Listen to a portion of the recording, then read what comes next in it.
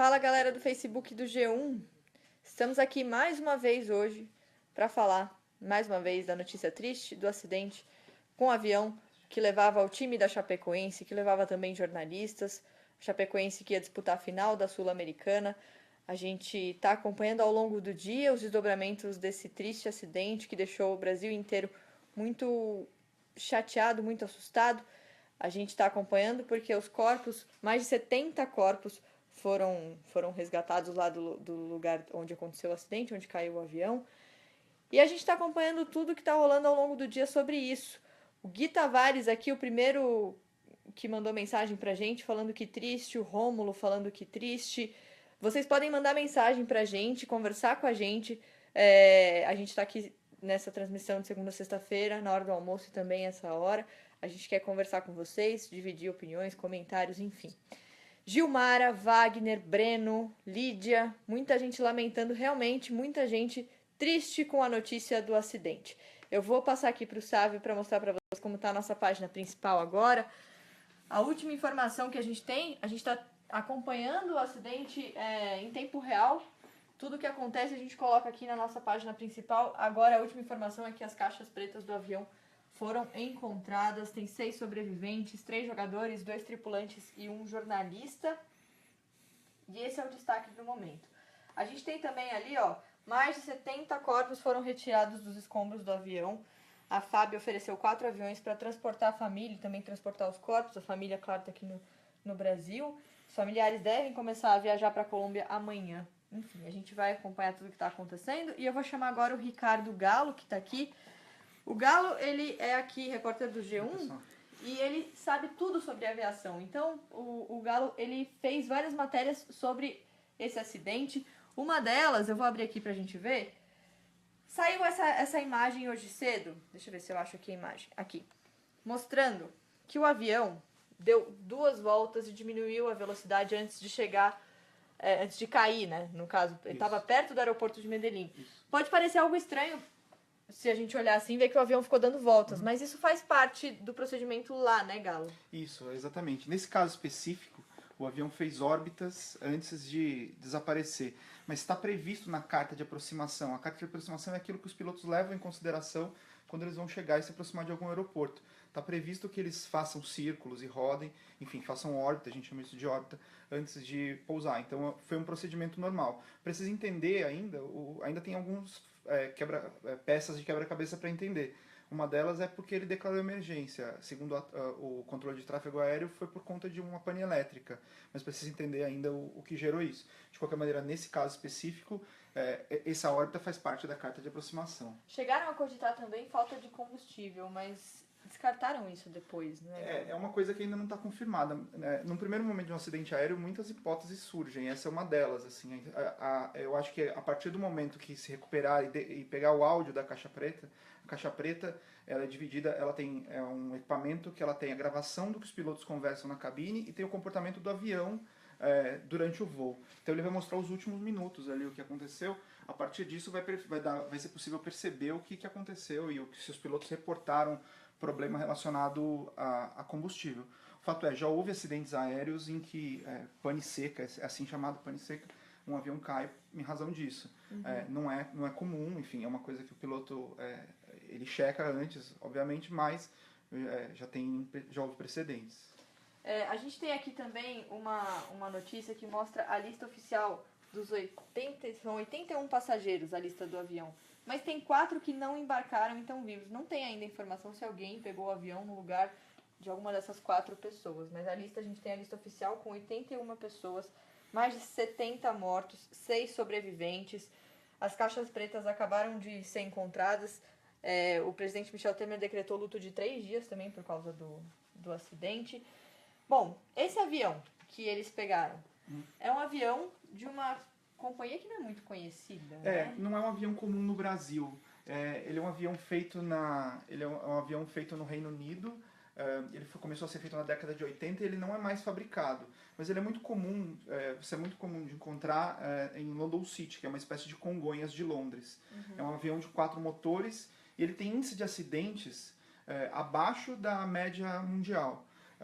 Ele é um avião considerado seguro, não tem reportes de acidentes. São 7 acidentes que houve com ele com fatalidades, com mortes e perda total do avião. Ou seja, é isso que a gente mostra nessa matéria. São dados de um relatório compilado com dados de acidentes, famílias de avião e aviões do mundo inteiro. E eles tiveram que parar na Bolívia para pegar esse avião, porque não podia sair do Brasil direto para a Colômbia com esse avião. É isso, a legislação brasileira impede que um país terceiro, que haja um voo para um terceiro país não envolvido. Por exemplo, nesse caso, era um avião de matrícula venezuelana, e aí, ou seja, não tinha Venezuela envolvido, ele ia para a Colômbia, precisava ser um avião da Colômbia segundo a legislação brasileira. Então, por isso que eles tiveram que pegar um voo em Santa Cruz de la Sierra para Medellín, usando esse avião. É importante dizer também que um avião já foi usado por outras delegações esportivas, pela seleção da Argentina. Ele era um avião bastante usado ali. Ele era de uma companhia aérea de fretamento, ou seja, não era uma aviação regular. Eles alugavam esse avião, então alugaram esse avião e fizeram o voo dessa maneira. O que muita gente ficou se perguntando é que geralmente em acidente de avião não sobrevive ninguém. Como é que teve sobrevivente nesse caso? O que pode ter acontecido de repente? Tem algumas coisas que acho que a maior parte das informações ainda vai surgir conforme o tempo passar. Mas talvez uma das coisas é que não tenha havido explosão. Aparentemente, se foi detectado mesmo que não havia combustível no avião, isso está relacionado ao fato de não haver explosão. O avião explode quando tem combustível a bordo. E as pessoas que estão no fundo depende de onde o avião bate primeiro. Aparentemente, pelas fotos, ele bateu nas seções frontais do avião, foram as mais destruídas. Então, é possível que a parte traseira tenha sido menos afetada, daí haver sobreviventes. Agora, não significa que essas pessoas não vão ter lesões super sérias, porque a desaceleração, ela pode fazer com que as pessoas se machuquem bastante e tal, como a gente está vendo o que está acontecendo aí nas notícias até agora. E a região onde o avião caiu é uma região de acesso muito difícil, é uma região montanhosa, então as equipes de resgate tiveram muita dificuldade, ainda estão tendo muita dificuldade para fazer o resgate por lá. A gente está acompanhando, dá para ver aqui na imagem que a gente tem aqui na nossa página principal, dá para ver como é uma região bem montanhosa e bem complicada. De qualquer maneira, ainda tem equipes lá. Né? Mari, uma coisa que eu queria acrescentar que até faz sentido com o que você falou. O fato de o avião fazer órbita por exigência da aproximação, da carta de aproximação, tem a ver com a presença de montanha próxima. Ele faz a órbita e vai reduzindo a altitude, até ele chegar numa altitude em que ele consiga se aproximar. Não é uma aproximação direta em razão da presença de montanhas no entorno do aeroporto. Para você que entrou agora na nossa transmissão aqui ao vivo, que a gente faz de segunda a sexta-feira no Facebook do G1, eu estou aqui com o Ricardo Galo, que é um dos nossos repórteres aqui do G1, que entende muito de aviação, e a gente estava conversando justamente sobre essa imagem aqui, que foi divulgada um pouco mais cedo, que mostra o trajeto do avião. Dá pra ver que ele deu 2 voltas e diminuiu a velocidade. Se a gente, por exemplo, eu não entendo muito de aviação, então se eu olhar uma imagem dessa, pode parecer algo estranho pra mim, mas o Galo disse que pra quem tá chegando lá no aeroporto de Medellín, é um procedimento padrão. Isso, depende do aeroporto. Por exemplo, se você se aproximar, se você vir essa imagem e ela estiver relacionada a Congonhas, pode significar uma órbita, às vezes por mau tempo. O piloto faz órbita, ele faz essas esperas quando tem algum obstáculo, alguma coisa que impede que ele pouse imediatamente e ele siga em linha reta lá para o aeroporto de destino.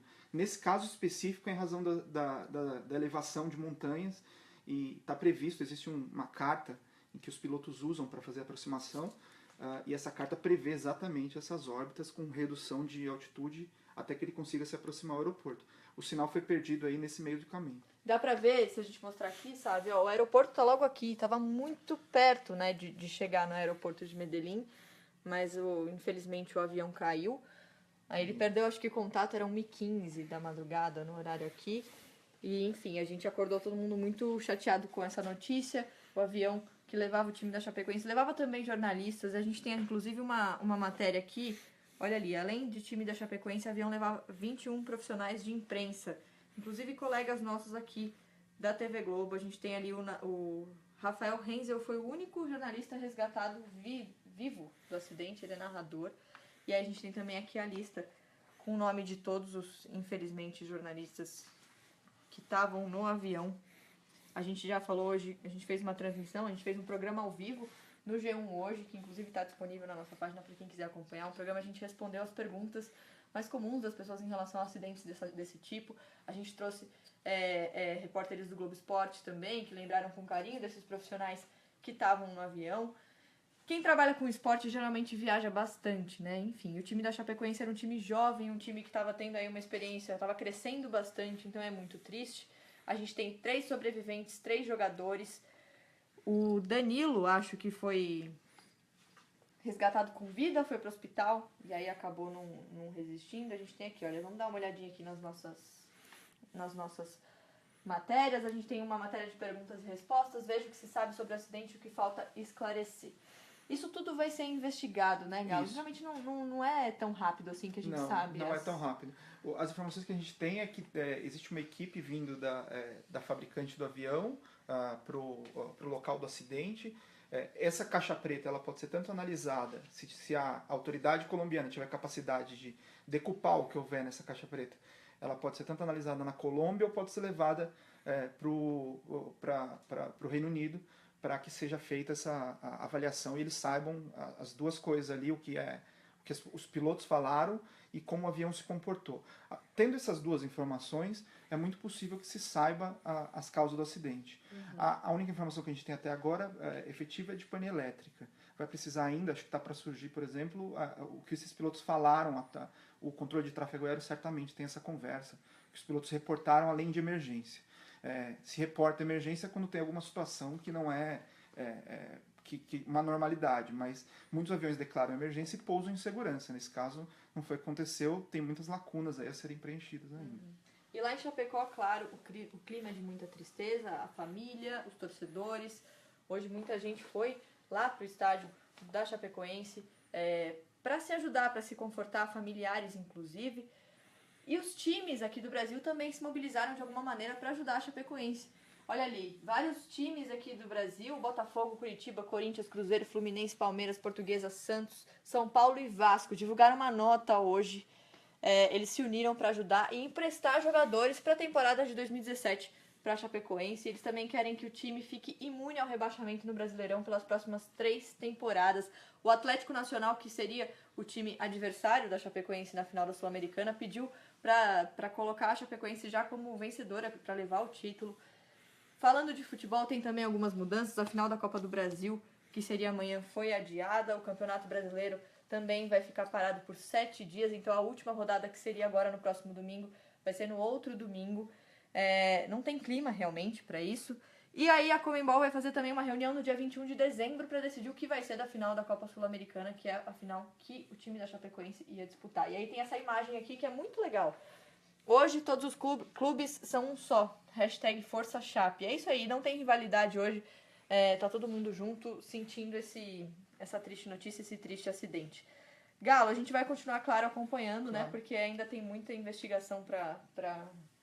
A caixa preta foi encontrada, mas ainda demora para eles começarem Demora para começar, deve demorar alguns dias. É que a cada dia vai surgindo uma pista nova que pode indicar o que aconteceu, mas a partir dos resultados da caixa preta, aí sim vai saber o que aconteceu, mas isso pode demorar algum tempo, sim. Bom, obrigada, Galo, pela participação. Obrigado. Gente, tá aqui então na nossa página principal todos os detalhes sobre esse acidente que deixou a gente muito triste hoje. Foi um dia muito difícil para todo mundo. A gente está aqui acompanhando no G1. Vocês podem entrar lá para ver as últimas notícias. A gente, claro, vai continuar de olho no que mais acontecer daqui para frente. Eu vi que vocês todos mandaram mensagens, participaram, todo mundo muito triste. Eu fiquei de olho aqui, ó, em todo mundo. Um beijo para vocês, obrigada pela participação de vocês todos. A gente se vê amanhã aqui no Facebook na hora do almoço. Se tiver mais informações sobre o acidente, claro que a gente vai contar para vocês, tá bom? Obrigada pela participação de todo mundo. Um beijo. Tchau.